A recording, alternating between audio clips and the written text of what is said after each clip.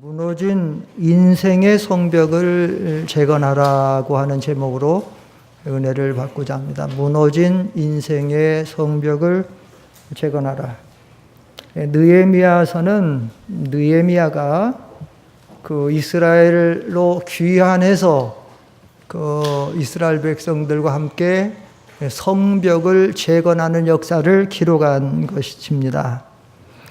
본래 범죄하고 바벨론으로 포로 잡혀갔던 이스라엘 백성들이 약속의 말씀을 따라서 70년 만에 포로 생활을 마치고 귀환하게 되는데 한 번에 다 일시에 돌아온 것이 아니고 1차, 2차, 3차에 나누어서 돌아왔습니다. 1차는 주전 537년 지도자 스룹바벨과 제사장 예수아가 그 고레스 왕 때에 그 인솔에서 이스라엘로 돌아와 가지고 그들이 한 사역은 불타버리고 회파된 그들이 가장 생명같이 여기는 예루살렘 성전을 재건한 겁니다. 성전을 재건한 일이고, 그 다음에 조금 지나서 주전 458년 아다사스다 왕 때에 학사 겸 제사장 에스라가 또 많은 또 이스라엘 백성들을 데리고 고국으로 돌아오지요. 그리고 돌아와서 제사장이 한 사역은 그동안 70여 년 동안 바벨론 포로 생활하느냐고 율법의 하나님의 말씀을 잘 배우지를 못해서 율법을 잘 모르고 말씀을 모르는 이스라엘 백성들에게 집중적으로 하나님의 말씀으로 그들을 양육할 뿐만 아니라 그 과정 속에서 이스라엘 백성들이 이방 여인들과 혼인을 해가지고 그 혼혈 민족, 그래서 많이 자녀들을 이렇게 태어나게 합니다. 그래서 에스라가 그 슬피 울고 기가 막혀서 수염을 뜯고 머리를 다 하고 죄를 듣고, 그래서 온 이스라엘 백성들로 회개하게 하고 성결하게 하는 운동을 2차 귀환 때 이루게 됩니다.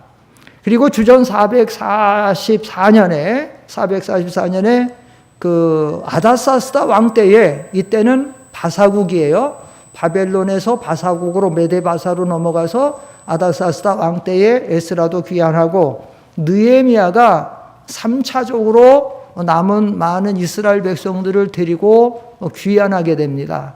귀환해서 이 느헤미야를 통해서 한 일은 수룹바벨을 통해서는 무너진 예루살렘 성전을 재건해서, 그래서 수룹바벨 성전이 재건이 됐지만, 그러나 그 성 예루살렘 성의 외곽이 전부 무너져 가지고 계속되는 외세의 침략으로 어렵게 되는 그런 상황에 돌아와 가지고, 사실은 느헤미야가 돌아온 것도 그것 때문에 오늘 여기 성경에 나오지만 돌아와서 무너진 예루살렘 성벽을 재건하는 일을 대대적으로 벌려서 기어코 예루살렘 성벽이 중건하게 되는 것이 여기 느헤미야에 쭉 보면 이렇게 역사적으로 나오는 것을 볼 수가 있습니다. 오늘 이 말씀이 우리들에게 교훈해 주는 것은, 이거는 주전 약 400여 년 전에 이런 일들이 있었다, 그렇게 알아라, 이거로 끝난다라고 하면 그냥 우리는 이스라엘의 한 역사를 그냥 배우는 거로 불과하고, 느헤미야가 444년에 귀환해가지고 무너진 예루살렘 성벽 재건했다더라, 그렇게 하면 이 말씀은 우리하고 아무런 관련이 없어요. 하나님이 오늘 이 말씀을 통해서 우리에게 주시는 교훈은 뭔가 하면, 너희들의 예수를 믿고 구원받은 성도들이 세상에서 신앙생활에 나가는데 너희의 마음 심령의 성벽이 무너져가고 있지 않느냐? 너희의 영적인 성벽이 무너져가고 있지 않느냐? 영적인 성벽이 무너져서 이 마귀 사탄의 세력이 계속 와서 내 영혼을 노략질하는데 내가 어떻게 그 모양 그대로 있겠느냐? 무너져가는 인생의 성벽을 재건하라고 하는 것이 오늘 이 말씀이 오늘 우리들에게 주는 중요한 교훈이라고 하는 사실입니다. 그러면 우리는 오늘 이 느헤미야 말씀을 통해서 우리는 어떻게 하여야 이 무너져가는 우리 인생의 성벽을 재건할 수 있을까요? 첫째는 오늘 여기 성경에 보면 우리 무너져가는 인생의 성벽을 재건하려면 먼저 우리들의 무너져가는 심령 상태가 어떤지를 발견하고 우리의 자아성찰을 통해서 자신의 신앙의 형편을 바로 발견해야 된다는 겁니다. 2절에 보면 내 형제들 가운데 하나인 하나니가 두어 사람과 함께 유대에서 내게 이르렀기로 내가 그 사로잡힘을 면하고 남아있는 유다와 예루살렘 사람들의 형편을 모른즉 그들이 내게 이르되 사로잡힘을 면하고 남아있는 자들이 그 지방 거기에서 큰 환난을 당하고 능력을 받으며 예루살렘 성은 허물어지고 성문들은 불탔다 하느니라. 사실 느헤미야의 지금 그 하는 일, 직분은 무슨 일인가 하면 느헤미야가 받은 직분은 그 왕의 술 맡은 관원장입니다. 이거는 독특한 직분이고 직위인데 근데 굉장히 중요한 직분이에요. 11절에 보면 그렇게 나오죠. 11절에 주여 구하오니 쭉 나오다가 11절 마지막에 뭐래요? 그때에 내가 그 다음 뭐라가 나와요? 왕의 뭐가 되었느니라? 술관원이 되었느니라. 그때 내가 왕의 술관원이 되었느니라. 이 술 맡은 관원은 한 장관급에 해당이 되는데 장관급에 해당이 돼도 왕이 가장 신임하고 가장 친밀하고 가깝고 왕이 모든 것을 의뢰할 수 있는 사람 정도가 이런 자리에 있는 거예요. 왜냐하면 옛날에는 왕의 자리를 노리는 권력가들이 많을 거 아니에요. 계속 죽이고 왕이 되려고 하는 거 많으니까 그러나 뭐 구중 궁궐에 첩첩이 건물들이 에워쌌고 호위병들이 있으니까 함부로 반란을 일으켜 죽이지 못하고 그렇게 되면 어떻게 되는가 하면 독살이라고 그러죠. 왕이 먹는 술이나 음식에 독을 넣어서 왕을 죽이고 2인자, 3인자가 왕의 자리에 앉으려고 하는 거예요.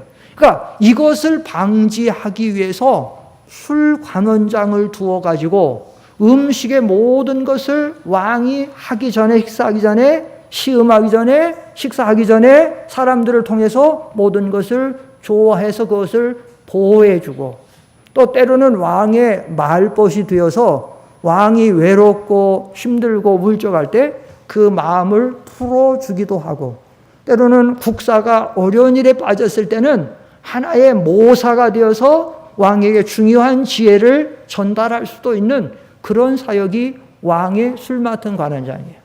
그래서 왕의 술 맡은 관원장의 자리에서 일을 열심히 보고 있는데 그러니까 느헤미야는 그 바벨론의 포로 잡혀갈 때 이스라엘에서 잡혀간 것이 아니고 느헤미야의 아버지 하가랴가 바벨론 포로 잡혀가서 거기에서 출생한 사람이에요. 거기서 왜냐하면 70년 만에 돌아오는 것이기 때문에 왕이 느헤미야가 그렇게 되면 지금 나이가 한 80세, 90세 돼야 되는데 8, 90세 된 사람이 아니고 거기서 태어났는데 그 옛날 왕들은 패권주의 국가 주변의 모든 나라들을 정복하고 하니까 그 나라 사람들을 등용을 시켜가지고 왕이 그 모든 나라들을 다스리는데 그 등용된 인재들을 통해서 나라를 다스리는 거예요. 그러니까 이때는 이스라엘 나라도 그 바사 왕궁에 속한 하나의 도에 불과한 거예요. 127도가 있었는데 아하수에르 왕 때 보면 127도인데 그 중에 하나밖에 안 되는 거예요. 그 도가. 여기도 보면 그 도라고 하는 말이 앞으로 여기 쭉 나오는데 그래서 그런 자리에 있었는데 하루는 그 자기 동생이 그 예루살렘의 유력자 몇 사람을 데리고 그 형되는 느헤미야에게 찾아온 거예요. 그러니까 느헤미야가 물어봤을 거 아니에요. 그래 지금 우리나라는 어떤 상황이 있느냐? 우리 하나님의 성 시온 성 이 예루살렘은 어떤 상황이냐? 물어보니까 동생과 같이 온 사람들이 보고해 주는데 예루살렘 성벽이 깨어지고 그 문은 불타고 그러고 보니까 계속되는 이방 사람들이 들어오고 나가면서 침략을 하고 그래서 많은 환난을 받고 능력을 받고 정말로 죽지 못해 사는 이런 상황이라는 거죠. 그래서 그래서 느헤미야가 이 성벽을 재건하라고 그래서 온 것이에요. 사랑하는 성도 여러분, 우리들의 신앙의 성벽을 재건하기 위해서는 먼저 우리 자아 성찰을 통해서 내 신앙 상태가 어떤 상태에 있는지를 깨달아 알아야 된다는 거예요. 내 인생의 성벽에 금이 가고 있지는 않는지, 내 인생의 성벽에 잡초가 나고는 있지 않는지, 내 인생의 성벽이 흔들리고 벽이 하나씩 둘씩 떨어지고 있지 않는지, 그래서 마귀가 수시로 우리를 조롱하고 우리의 심령을 우리를 공격해서 우리가 자주 쓰러지고 넘어지는 이런 신앙생활을 하고 있지 않는지 우리 자신을 살펴서 자기의 형편을 알아야 된다. 여기에 2절 하반절에 있잖아요.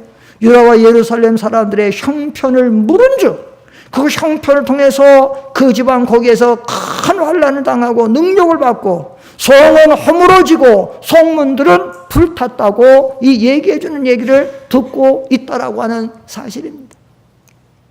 우리는 우리의 신앙 상태를 잘 알아야 됩니다. 내가 지금 교회 다니고 있으니까 그냥 그래도 내가 주일날 교회 나왔고 예배도 덜어드리고 때로는 교회 때로는 봉사도 하고 하니까 괜찮은 줄 알고 있는데 하나님이 보실 때는 아니야, 너는 괜찮은 게 아니다라고 할 수 있어요. 어제도 괜찮았으니 오늘도 괜찮고 내일도 괜찮으리라고 생각할지 모르지만 어제 괜찮았다고 오늘 괜찮을 수 없고 어제 괜찮았다고 내일도 괜찮을 수 없습니다. 우리는 우리의 심령 상태가 어떠한 상태에 있는지를 바로 알아야 돼. 고린도후서 13장 5절에 보면 그런 말씀이 있어요. 너가 믿음이 있는가 봐라. 앞에 보시고 시작. 너희가 믿음 안에 있는가 너희 자신을 시험하고 너희 자신을 확증하라 이렇게 말하고 있어요. 너희는 과연 믿음이 있는가? 너희가 믿음이 있다고 그 믿음은 얼마나 한 믿음인가? 너희는 과연 정말로 내가 기뻐할 만한 믿음인가? 믿음인가 보라는 거예요. 나는 교회 다니고 있지 않습니까? 나는 교회 직분자이지 않습니까? 도로도로 봉사하고 있지 않습니까? 외부적인 그것으로 만족하지 말고 요한계시록 3장 1절로 2절에 보면 4대 교회는 그랬습니다. 우리는 살았다. 앞에 보세요. 요한계시록 3장 1절로 2절이에요. 1절로 2절 바꿔야 돼요. 3장 요한계시록 3장 1절 시작. 4대 교회 사자에게 편지하라. 하나님의 7영과 7뼈를 가지시니가 이르시되 내가 네 행위를 아노니 내가 살았다는 이름은 가졌으나 죽은 자로다. 너는 일깨워 그 남은 바 죽게 된 것을 굳건하게 하라. 내 하나님 앞에 온전한 것을 찾지 못하였노니. 여기 보면 4대 교회는 우리는 살았다. 우리 교회는 산 교회입니다. 굉장한 교회입니다. 교회 건물도 괜찮고 사람도 많이 보이고 재정도 괜찮고 우리는 때로 선교도 하고 하나님의 일도 합니다. 살았다는 거. 그런데 하나님이 보시니까 아니에요. 너는 죽었어. 너는 외부적으로는 숫자적으로 괜찮게 모이는 것 같고 괜찮게 이런저런 사업하는 것 같지만 아니야. 네 영적인 생명 죽었어. 너희는 하나님의 계명 다 버리고 다 떠나고 형식적인 신앙생활하고 2절에 너는 일깨어 그 남은 바 죽게 된 것을 굳건하게 하라. 조금 남았어. 조금 다 죽어간 애들 조금 남았는데 빨리 그것을 다시 살리라는 거예요. 다시 살려. 제일 불쌍한 사람 중에 하나가 누군가 하면 자기가 치명적인 병을 앓고 있는데 정말로 자기 생명이 경각간에 달린 치명적인 질병을 가지고 있는데 자기는 아무런 이상이 없고 괜찮은 줄 아는 사람. 제일 불쌍한 사람. 여기 아파서 병원 다니고 저기 가서 병원 다니고 치료받는 사람은 여기 아프고 저리 아프고 해서 병난 사람이 불쌍한 것이 아니고 중한 병을 가지고 있는 걸 모르고 가는 사람이 불쌍한 거예요. 몰라서 키워가고 있는 사람. 어느 날 병원에 갔더니 진단을 하더니 그러는 거예요. 병원에서. 아유 선생님 죄송하지만 좀 큰 병원에 좀 가시는 게 좋겠습니다. 큰 병원에 빨리 큰 병원에 큰 병원 가서 진단을 했습니다. 이런 사람들 많아요. 병원 가서 진단했습니다. 병원에서 진단하더니 아니 이렇게 될 때까지 모르셨습니까? 왜요? 너무 늦으셨습니다. 아니, 지금 상태 어떤데요? 불가능합니다. 선생님은 1년도 못 사시고 한 5, 6개월밖에 못 사시고, 요즘엔 의학이 많이 발달돼 갖고 의사들이 어느 정도 진단 딱 하면 맞는 확률이 많아요. 실제로 손도 못 써보고 한 6개월 뒤 병원 가서 갔다 온 다음에 죽는 거예요. 어떤 사람은 6개월도 못 가요. 아이고, 정말 늦으셨습니다. 3, 4개월이나 갈지 모르겠습니다. 3, 4개월 살고 죽는 사람 실제 많은 거예요. 모르는 거예요. 여러분, 우리 영적인 신앙생활도 이렇게 살아간 사람도 많아. 나는 괜찮은 줄 알아요. 나 성경교 교회 다니니까. 예배 드리고 있으니까 괜찮은 줄 알고 있어요. 아까 그 요한계시록 3장 17절 한번 읽어보세요. 라오디게아 교회는 어떤 교회인가? 앞에 보시고 시작. 네가 말하기를 나는 부자라 부요하여 부족한 것이 없다 하나 네 곤고한 것과 가련한 것과 가난한 것과 눈먼 것과 벌거벗은 것을 알지 못하는도다. 여기 라오디게아에도 마찬가지야. 우리는 부자다. 교회 건물도 크고 웅장하고 아름답고. 우리 한국 같은 데는 사실 교회 이렇게 크게 아름답게 안 져요. 이 러시아 같은데, 요번에도 제가 지난달에 러시아 다녀왔지만, 러시아 같은 데 가면 지금도 교회가 그 옛날에 200년 전, 100년 전, 200년 전 지은 교회들이 많아요. 기가 막히잖아요. 여러분들도 그 텔레비 같은 데 많이 나오지만, 그런 성 바실리 성당, 무슨 황제 배당 등등 가보면, 돔식을 해서, 얼마나 아름지 모르죠. 그러네. 우린 교회 이렇게 웅장하다, 아름답다, 교인도 많이 보이고, 연보도 재정도 많고, 괜찮아. 이게 부자. 내가 말할 나는 부자라. 그게 부유한 거야. 외적인 것만 나는 부유한 거예요. 그럼 하나님 뭐예요? 부족한 것이 없다 하나. 네 곤고한, 영적으로 곤고한 거, 가련한 거, 가난한 거, 부자라고 하는데 하나님 아니야. 너는 가난해. 너는 영적으로 아무것도, 너는 진리도 없고, 진리를 지키는 것도 없고, 진리를 파수하는 것도 없고, 너는 진리를 세워나가는 것도, 너는 가난하지. 눈 멀고, 영적인 거 볼 줄도 모르고, 벌거벗고, 수치나 드러 나타나고, 너는 이런 자야. 우리는 우리의 영적인 성벽을 재건하기 위해서 우리는 우리의 영적인 형편을 바로 보고, 바로 깨닫고, 바로 알아야, 자아성찰이 바로 돼야, 그래야 우리는 무너져가는, 아까 4대 교회 말한 것처럼 네 남은 바 죽게 된 것을 굳게 하고 살려라는 거예요. 남은 바 죽게 된 굳게 하고 살려라. 사랑하는 성도 여러분, 여러분의 심령 상태를 여러분들은 잘 분별하시기 바랍니다. 외부적인 것 가지고 만족하지 마세요. 외부적인 것 가지고 괜찮은 줄 알지 마세요. 하나님 앞에서 정말로 내가 지금 주님의 불꽃 같은 눈에서 나는 어떠한 자가 되고 내 심령 상태는 어떠한 자로 가는, 우리가 이 상태를 알 때에 우리는 우리의 성전 건축을 가능하게 한다라고 하는 사실입니다. 두 번째로, 우리가 무너져가는 인생의 성벽을 재건하려면 둘째, 우리 상태를 바로 발견하고 우리는 슬퍼하며 고민할 줄 알아야 됩니다. 여기 4절을 다 같이 읽겠습니다. 4절 시작. 내가 이 말을 듣고 앉아서 울고 수일 동안 슬퍼하며 하늘의 하나님 앞에 금식하며 기도하였다고 말하고 있습니다. 느헤미야는 이 예루살렘에서 온 이 대표들의 말을 듣고 기가 막혀가지고 수일 동안 음식을 먹을 수가 없었어요. 내가 이 말을 듣고 앉아서 울고 수일 동안 슬퍼하며 하나님 앞에 금식하며 음식을 먹을 수 없어요. 계속 울었습니다. 고민했습니다. 괴로웠습니다.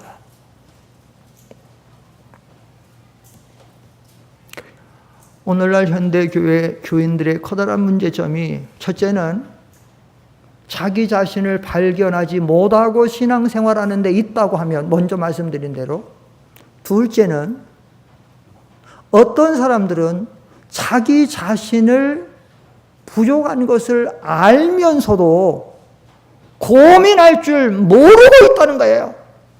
예? 내가 커다란 육신의 질병에 걸렸으면 얼마나 우리가 그걸 커다랗게 여겨서, 얼마나 우리가 큰 병원 작은 병원 다 찾아다니면서 고치는데, 영적으로 심각한 지금 내 상태가 신앙이 잠이 들고 신앙이 깨어지고 신앙이 금이 가고 녹이 슬고 기도가 안 되고 하나님과의 교통이 많고 하나님의 은혜가 안 내려오는데 은혜 받지는 못하면서도 이걸 고민하지 않는 거예요. 이걸 슬퍼할 줄 모르는 거예요. 이걸 애통할 줄 모르는 거예요. 예? 이걸 모르는 거예요. 이게 얼마나 이게 커다란 문제인지 몰라요.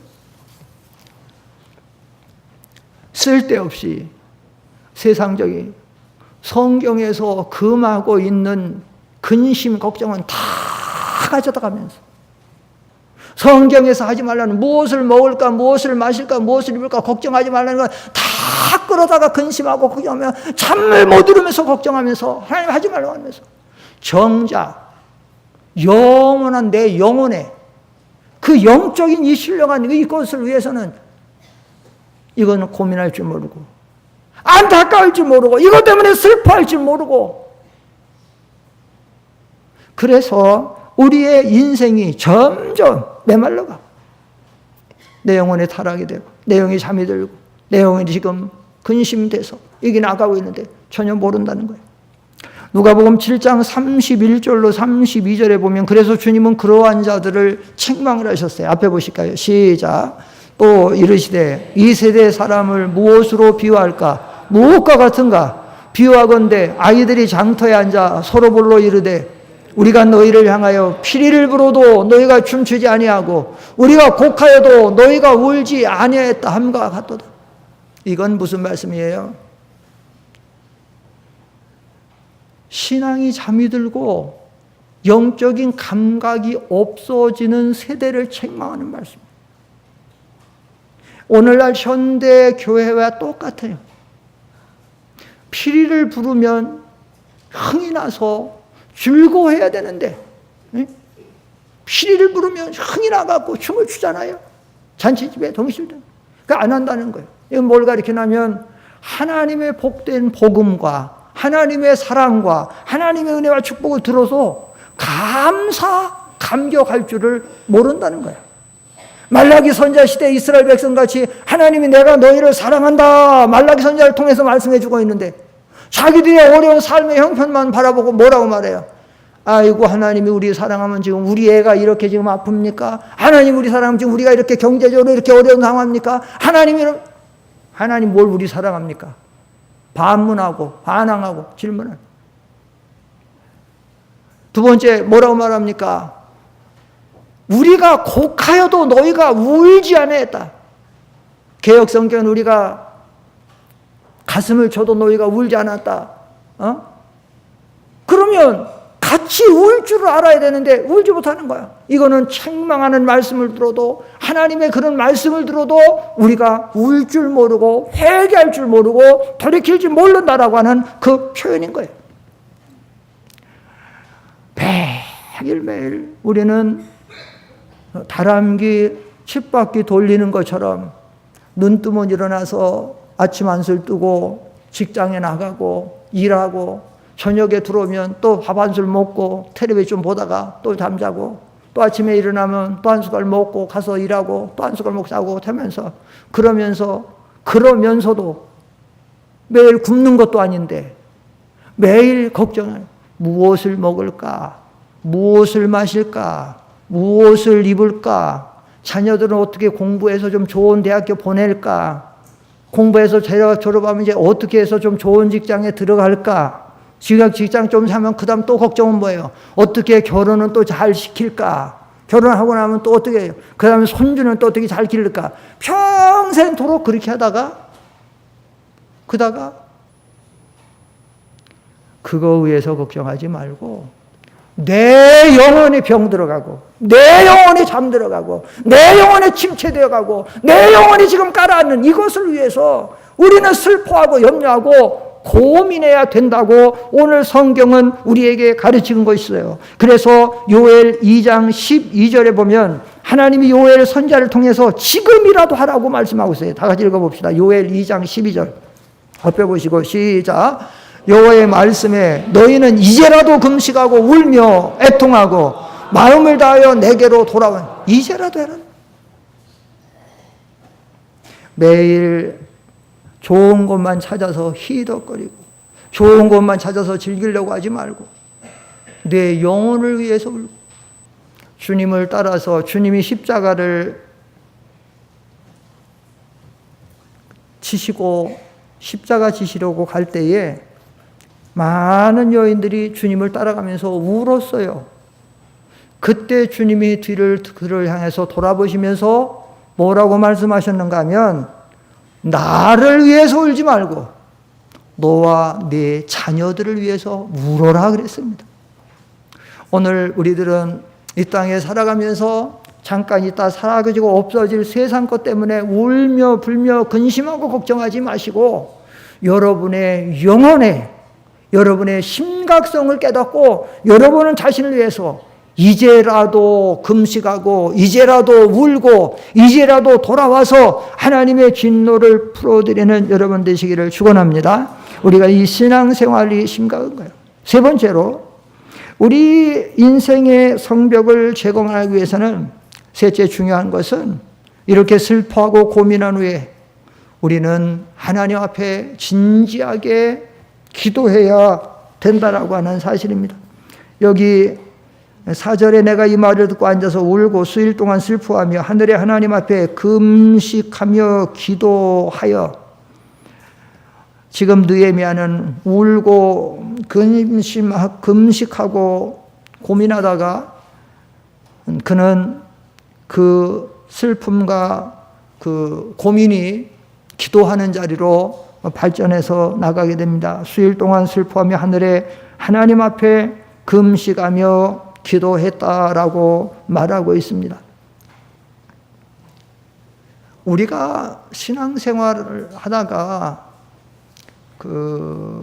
내 영혼의 이런 고민과 안타까운 문제와 또 우리가 인생의 삶을 살아갈 때 크고 작은 어려운 난관에 봉착하고 부딪힐 때마다 우리가 제일로 먼저 해야 될 일은 뭔가 하면 기도예요. 은혜 받지 못할 사람들은 순서가 뒤바뀌어서 정말로 힘들고 어려운 문제가 생기고 어떤 어려움이 오게 되면 자기를 도와줄 사람을 찾아서 사방팔방 시부모, 친정부모 또 어떤 세상에 권세 있는 사람 다 찾아다니고 뭐하고 하다가 그래도 안 되면 나중에 기도나 해볼까 라고 기도를 찾는 사람들이 있어요.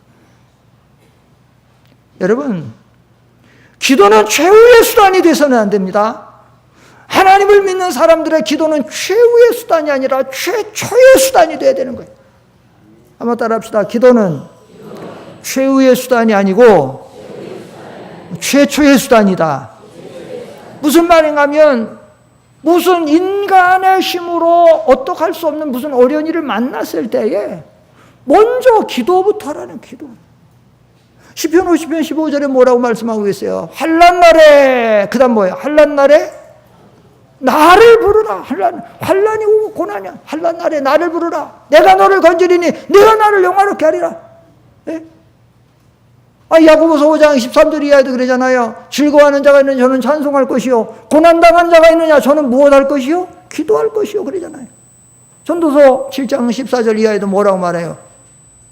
즐거워 형통한 날에는 기뻐하고 공고한 날에는 뭐해라? 생각하라. 생각하면서 기도하라는 거예요. 예? 여러분, 우리가 하나님 앞에 절대적으로 기도하고 간구하면 하나님이 반드시 들어줄 줄 믿습니다. 하나님은 기도하면 들어준다고 약속했기 때문에 하나님은 요한계시록 히브리서에 보면 하나님은 거짓말 하실 수 없는 사실 때문에 우리가 기도하면 반드시 들어주세요. 물론 어떤 거는 기도 응답이 안 되는 거는 내 기도가 지금 하나님의 뜻에 맞지 않아요. 하나님의 시그널하고 내 시그널이 맞지 않아요. 암만 기도해도 안 들어. 하나님 뜻에 안 맞는 거 안 들어줘요. 둘째는 아직 때가 안 된 것은 때가 돼야 들어줘요. 그러니까 낙심하지 말고 기도하는 거예요. 우리 가족의 구원을 위해 기도한다. 근데 안 나온다. 중단하지 마세요. 때가 돼야 되는 거예요. 어떤 경우는 왜 내가 기도하는데 빨리 기도 응답이 없냐면 느슨하게 기도하는 거예요. 느슨하게. 적당하게. 들어주면 좋고 안 들어주면 할 수 없고. 이런 기도 들어주시겠어요? 안 들어주시겠어요? 안 들어줘요. 그래서 성경에 뭐라 그래요? 예레미야 29장 13절에 보면 너희가 전심으로 나를 찾고 찾으면 나를 만나리라. 그래서 바울이 에베소 교회를 기도해서 기도할 때 보면 무릎을 꿇고 너희를 위해서 내가 기도한다. 주님도 무릎을 꿇고 하나님 앞에서 엎드려서 기도했다. 간절히 하나님 도와주시더라. 옛날에 미국에서 워싱턴이 대통령 되기 전에 워싱턴 장군과 다른 장군 서로 싸움이 있어요. 그때 이 국민 중에 미국 사람들 중에 한쪽에는 워싱턴 장군이 이길 것이다 하는 사람들이 있고 한쪽에는 아니야 이쪽 장군이 이길 것이야 갑론을 막 싸웠어요. 그런데 워싱턴 장군이 이길 거라 주장하는 사람이 얼마나 강해졌냐니 아니요 내가 분명히 장담하는데 이번 이 전쟁에는 이 싸움에는 반드시 워싱턴 장군이 이길 것이다. 하도 강하게 막 주장하니까 이쪽 사람이 아니 자네는 뭘 보고 그렇게 워싱턴 장군이 이긴다고 그렇게 막 확신하는 거야? 내가 어느 날 말을 타고 어디 갔다가 집에 오는데 숲에 돌아오는데 숲속에서 이상한 소리가 들리더라고. 그래서 내가 소리 나는 쪽으로 들어가 봤더니 워싱턴 장군이 세상에 그렇게 눈이 와갖고 눈이 깔려있는 바닥에 무릎을 꿇고 엎드려가지고 진지하게 기도하더라고. 내가 볼 때 그렇게 하나님을 진지하게 의지하고 기도하는데 하나님이 그를 도와주셔서 분명히 워싱턴 장군이 이길 거라고. 그래도 정말 워싱턴 장군이 이길 거예요. 여러분 기도하는 사람이 이깁니다. 기도하는 사람은 하나님 문제를 해결해 주시는 거예요. 여러분 지난 주에도 우리가 지난 주일에도 우리가 말씀 받았지만 히스기야가 죽을 병이에요. 그 병은 성경이 죽을 병이라 하잖아요. 하나님 유언하라 그러잖아요. 죽을 병이라고. 그런데 히스기야가 그 하나님의 종의 그 말을 듣고 히스기야 어떻게 했어요? 히스기야가 어디로 향해서? 그래서 뭐 했어요? 노래했어요? 뭐 했어요? 얼굴을 벽으로 향하고 눈물로 기도했어요. 하나님이 그걸 보시려고 하나님께서 그에게 역사를 하신 거예요. 예레미야 33장 1절로 3절 한번 읽어보십시다. 예레미야 33장 1절 3절에 보면 앞에 보시고 시작. 이를 행하시는 여호와 그것을 만들며 성취하시는 여호와 그의 이름을 여호와라 하느니가 이와 같이 이르시도다. 너는 내게 부르짖으라. 내가 내게 응답하겠고 네가 알지 못하는 크고 은밀한 일을 내게 보이고. 여러분 모든 이 땅에서 일어나는 모든 일을 누가 행하십니까? 하나님이 하십니다.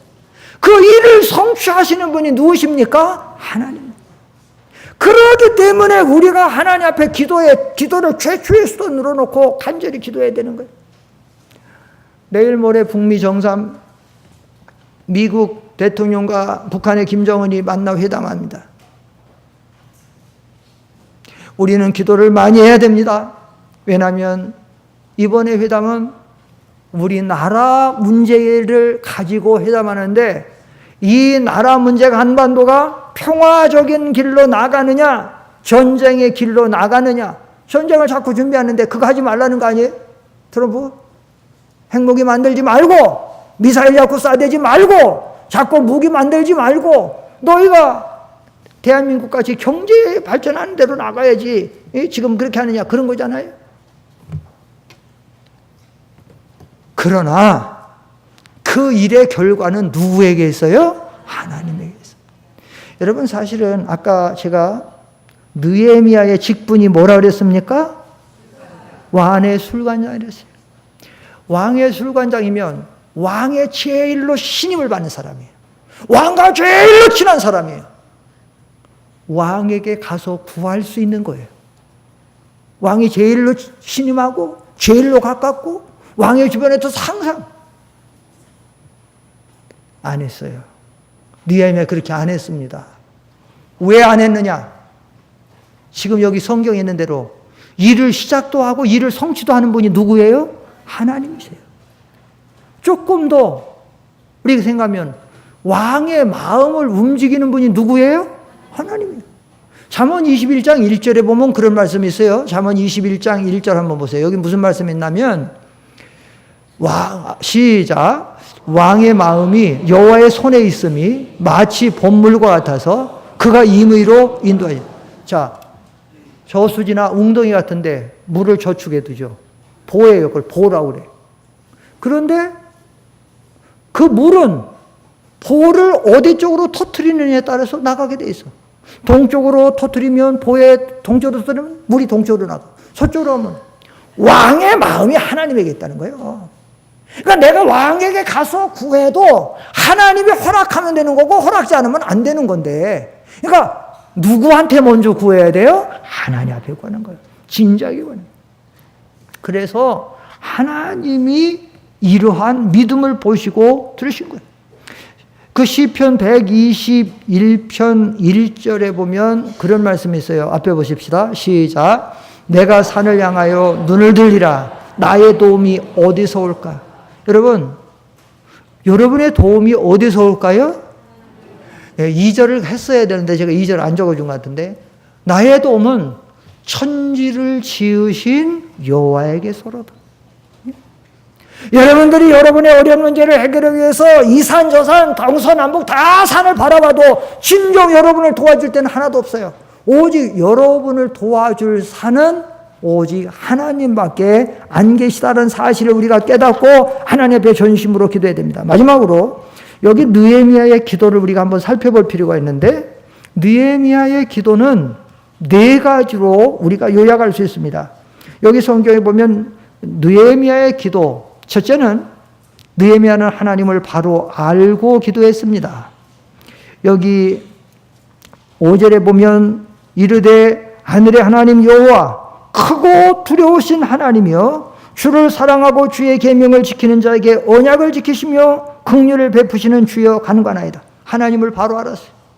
하나님은 크고 두려우신 하나님이고 그의 계명을 지키는 자에게는 언약을 지켜 상을 주시고 그 하나님의 범죄하면 하나님이 심판해가지고 포로로 흩으시는 하나님이다 라는 거예요. 여러분의 하나님을 여러분들이 진지하게 믿고 하나님의 대상에 대해서 바로 알고 기도해야 될 줄 믿습니다. 둘째로 이 느헤미야가 발견한 하나님의 기도는 뭔가? 자기의 죄를 고백하면서 기도했어요. 6절을 다 같이 읽겠습니다. 6절 시작. 이제 종이 주의 종들인 이스라엘 자손을 위하여 주야로 기도하오며 우리 이스라엘 자손이 주께 범죄한 죄들을 잡아가오니 주는 귀를 기울이시며 눈을 여시사 종의 기도를 들으시옵소서. 나와 내 아버지 집의 집이 범죄했다. 자, 아까 말씀드렸죠. 느헤미야는 어디서 태어난 사람이라고요? 바벨론에서 태어났어요. 바벨론에 포로가 잡혀간 사람들은 뭐예요? 유대 나라에서 범죄한 거예요.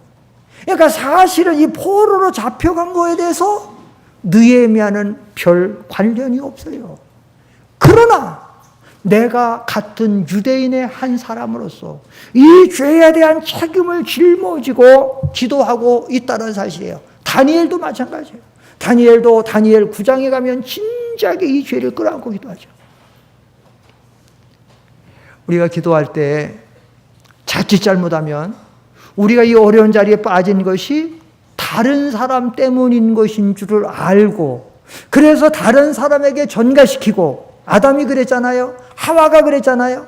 아담은 하와에게, 하와는 뱀에게 전가시킨 것처럼 우리 인생들이 잘못 살아가는 단체를 보면 그 잘못된 문제에 대해서 자기가 책임을 지려고 하는 게 아니라 상대방에게 책임져요. 부부간에도 이렇게 사는 사람 항상 불행한 거야. 집안에 무슨 일만 있으면 남편은 아내에게 너 때문에, 아내는 남편 당신 때문에. 언제나 행복한 가정은 이 문제는 내가 잘못해서, 나 때문에 끌어안고 그렇게 회개를 하는 거예요. 세 번째로 느헤미야의 기도는 하나님의 약속의 말씀을 붙잡고 기도했습니다. 여기 8절로 9절에 보면 옛적에 주께서 주의 종 모세에게 명령하여 이르시되, 그래가지고 쭉 나와요. 과거에 하나님이 모세를 통해서 이렇게 했어요. 너희가 범죄해서 이렇게 해서 이렇게 가면, 거기서 회개하고 돌이키면 내가 너희를 다신다. 그 말씀을 붙잡고 기도하는 거예요. 그래서 우리 교회는 그 기도할 때 들은 말씀을 붙잡고 이제 기도하는 교회인데, 그게 아주 좋은 거예요. 제일 좋은 기도는 말씀 붙잡고 하는 기도예요. 말씀 붙잡고 그냥 세상 중심으로, 육신 중심으로 이거 해주시고 저거 해주시는 게 아니라, 말씀 붙잡고 내가 말씀대로 잘못 산 거는 회개하고 위에서 기도하고 그 다음에 하나님 도우심 받아서 이렇게 기도하는 거. 네 번째는 느헤미야의 마지막 네 번째 그 기도를 요약하면 하나님의 영광을 위해서 하는 기도예요. 10절로 11절에 보면 이들은 주께서 일찍이 큰 권능과 강한 손으로 구속하신 주의 종들의 주의 백성입니다. 주의 백성, 주의 나라고 주의 기업인데 그게 잘못하면 그러면 하나님 영광 가리지 않습니까? 그러니까 하나님 건져주세요. 이런 기도가 좋은 기도입니다. 이런 기도가 그 나라와 의를 이루는 기도가 되는 것입니다. 말씀을 마칩니다. 사랑하는 성도 여러분, 저와 여러분이 살아가는 시대를 말세 지말이라고 하죠. 말세 중에서도 말세예요. 교회가 정말 타락해가고 있어요. 근데 가끔 방송을 볼 때나 가끔 기독교 어떤 신문을 보거나 이런 거 보면 지금 교계가, 한국 교계가 무섭게 타락해가고 있어요. 교회들이 진리를 다 많이 벗어나고 있어요. 이탈하고 있어요. 성도들이 진리를 잘 몰라요. 그래서 진리를 붙잡고 신앙의 길 걸어가는 것을 중요하게 생각질 않아요. 어떻게든지 교회만 부흥시키고 교회 외부적인 것만 하려고 하고 진리는 다 떠나고 있어요. 진리는 다 버리고 있어요. 떠나고 있어요. 우리가 언제나 하나님 앞에서 이런 면에서 우리 자신을 잘 살펴야 됩니다. 우리의 인생의 성벽은 괜찮은지, 정말 우리 인생의 성벽은 견고한지, 아니면 사대교회 같이 라우디게아 교회, 뭐 두 교회뿐이겠어요? 그 나머지 버가모 교회, 두아디아라 교회 다 책망하시잖아요. 오늘 우리 잘 살펴서 우리가 정말로 회개하고 돌이켜서 인생의 성벽을 잘 재건하시기를 축원합니다. 기도하겠습니다. 거룩하신 아버지 하나님,